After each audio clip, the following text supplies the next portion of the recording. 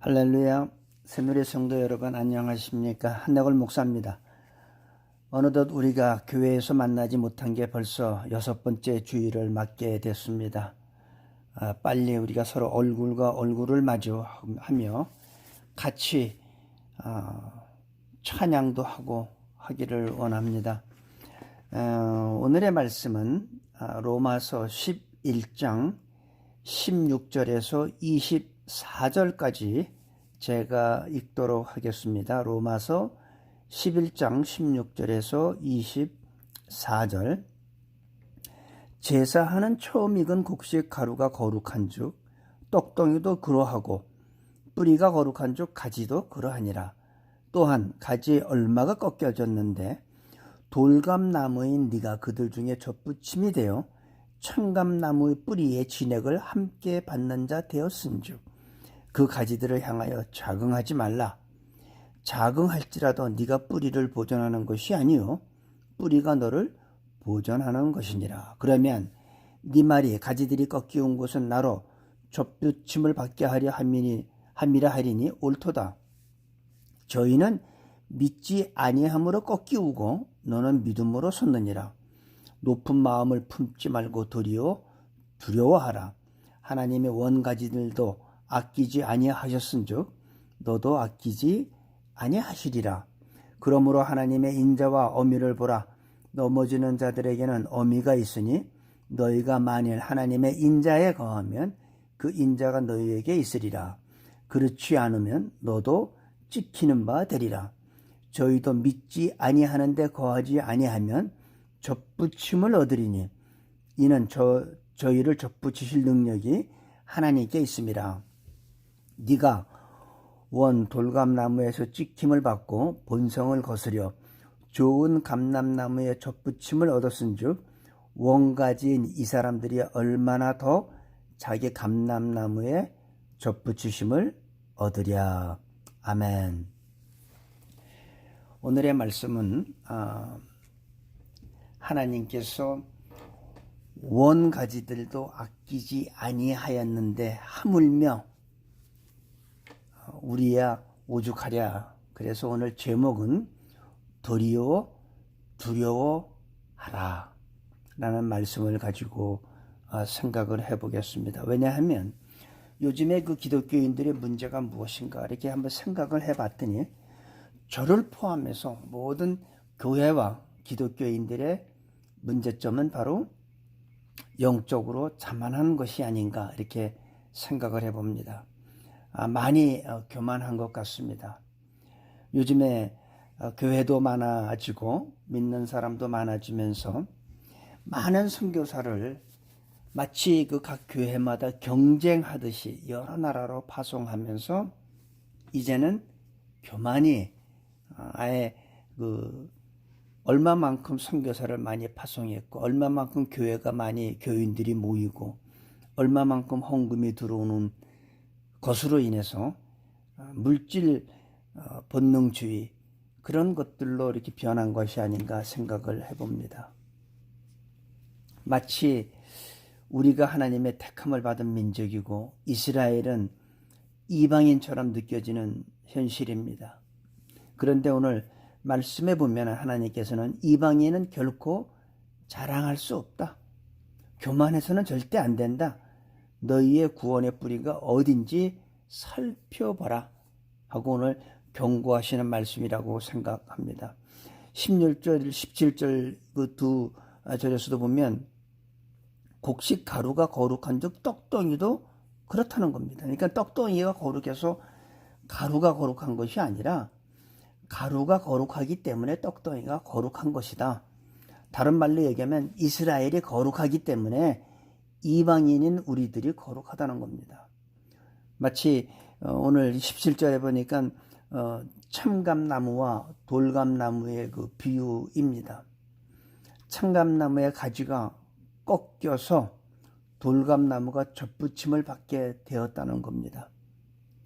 17절에 보니까 또한 가지 얼마가 꺾여졌는데 돌감나무인 네가 그들 중에 젖붙임이 되어 이스라엘이 꺾여서 이방인들이 접붙임이 된 것이라는 겁니다. 만약에 이스라엘이 꺾이지 않았다면 이방인들의 접붙임은 없다는 것이죠. 그럼에도 이방인들은 시간이 가면 갈수록 교만해집니다. 처음 믿을 때는 눈물이 있고 콧물이 있고 감사와 감격 그리고 기쁨이 있었지만 시간이 지나고 오래되면서부터 마치 이스라엘처럼 강팍해진 것입니다. 얼마나 강팍해졌냐면 감격을 잃어버렸습니다. 이스라엘의 이런 감격과 감사 대신에 원망, 불평, 불순종, 교만, 또한 종교적인 기득권 그런 것들을 주장했기 때문에 마치 그 선택받은 백성의 축복을 잃어버리고 실패를 한 것입니다. 에서가 장자권을 무시했기 때문에 장자의 축복을 잃어버린 것과 똑같습니다. 돌감나무가 청감나무의 접붙임을 받아서 청감나무의 진액을 받게 되었다고 말합니다. 돌감나무의 뿌리가 어디입니까? 바로 청감나무라는 겁니다. 이것이 우리 복음의 뿌리입니다.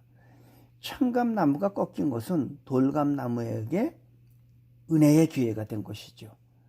따라서 우리는 오만하거나 교만해서는 안 된다는 겁니다.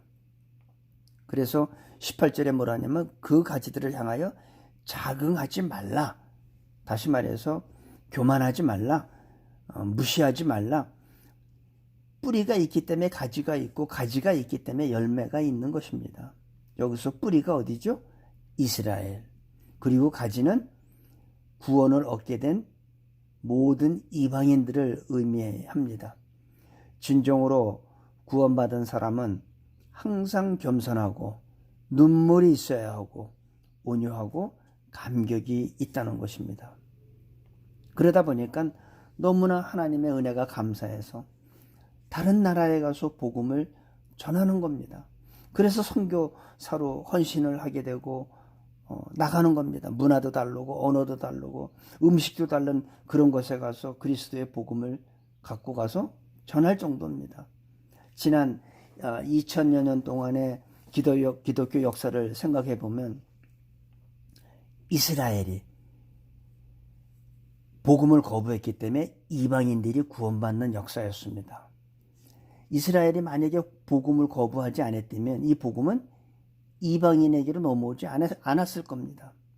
그런데 이스라엘이 복음을 거부하기 때문에 복음이 이방인에게로 넘어가게 되었습니다. 빌립보, 아덴, 고린도, 에베소, 로마, 전 유럽, 심지어는 청교도들이 하나님을 신실하게 믿고자 하는 목적으로 미국으로 건너왔습니다. 전 세계의 복음화는 미국이 복음을 받고 나서부터 시작되었다고 기독교 역사를 보면 나옵니다. 그러다가 한 100여 년 전에, 약 130년 전에 한국에도 복음이 들어왔습니다. 우리나라는 역사적으로 보면 단군 신화를 믿고 산 민족입니다. 참 말도 안 되는 신화를 믿었죠. 끄떡하면 무당을 불러서 무당을 놓고 구술하는 국민이었습니다.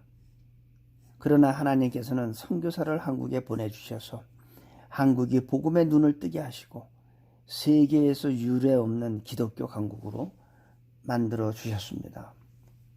그런데 아직도 한국은 과거에 하나님의 심판을 받을 수밖에 진노의 자녀들이었지만 지금은 기독교 강국이 되어서 오히려 복음을 들고 전 세계로 흩어집니다. 그런데 이스라엘은 아직까지도 예수님을 거부하고 있는 영적으로 빈곤 상태에 있습니다.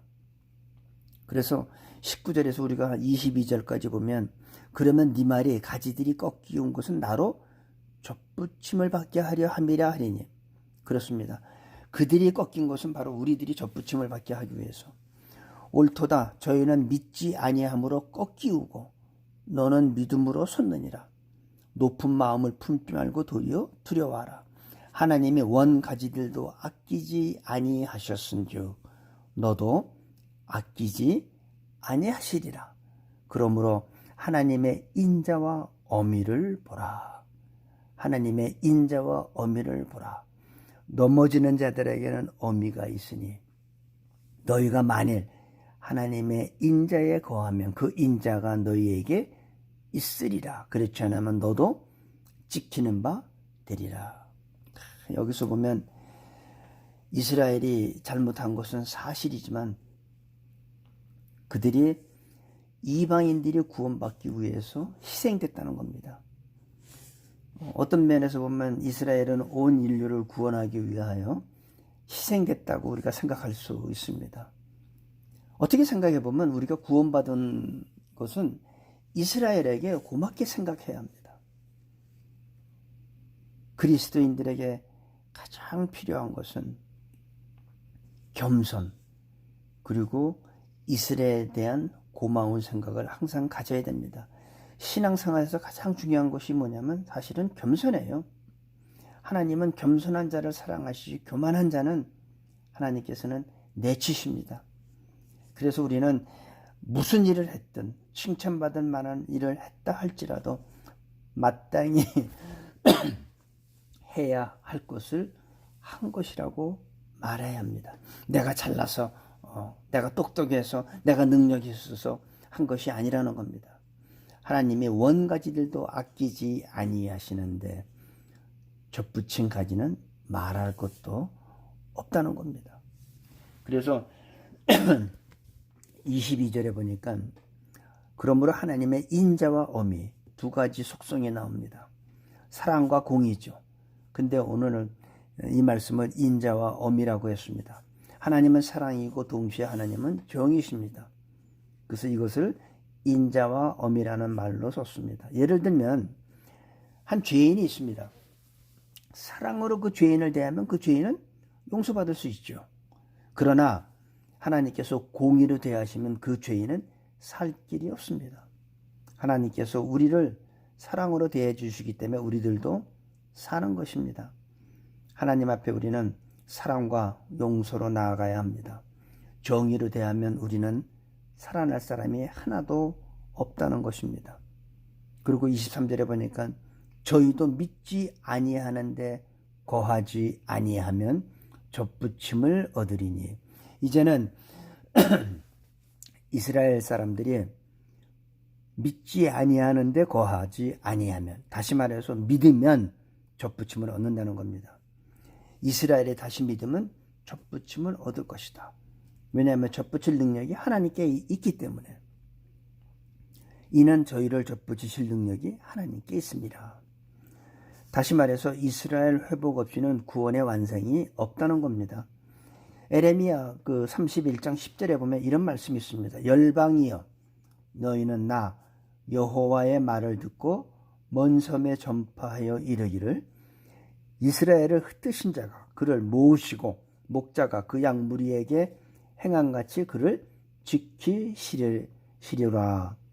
하나님께서는 이스라엘을 흩으셨지만 하지만 마지막 시대에 하나님은 그들을 다시 모으시고 그들을 지키신다고 되어 있습니다. 이것이 성경의 예언입니다. 우리 인류의 역사는 성경의 예언대로 이루어집니다. 그래서 24절 마지막 절에 뭐라고 그랬냐면 네가 원 돌감나무에서 찍힘을 받고 본성을 거스려 좋은 감람나무에 접붙임을 얻었은즉 원가지인 이 사람들이야 얼마나 더 자기 감람나무에 접붙이심을 얻으랴. 자, 우리도 돌감나무인 우리가 좋은 참 감람나무에 접붙임을 얻었는데 원가지인 이 사람들은 오죽하겠냐 이겁니다.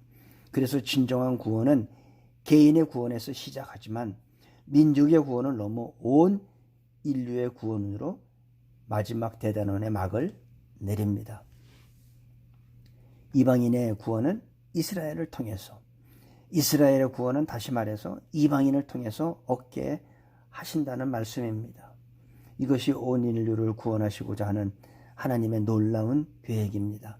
이 놀라운 계획에 우리 모두가 동참도 해야 되지만, 그러기 위해서는 우리는 하나님 앞에 항상 겸손하고 오히려 두려워하는 마음을 가지고 겸손하고 서로 사랑하고 화평하고 그리스도의 복음을 아직도 주위에 모르는 사람들에게 전할 때 하나님께서는 우리들을 사용하여 주셔서 하지만 하나님께서 마지막 시대에 귀하게 쓰시는 우리 새누리 성도님들이 될 줄로 믿습니다. 아버지 하나님, 오늘 말씀을 통하여 이스라엘의 회복이 온 인류의 회복이라는 말씀을 들었습니다.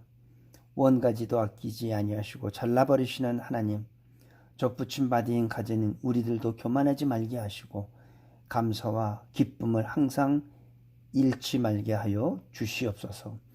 그 하나님의 놀라운 계획에 우리 모두가 동참하기를 원합니다. 날마다 저 높은 곳을 향하여 나가는 성도들이 되게 하여 주시옵소서. 감사하며 예수님의 이름으로 기도합니다. 아멘.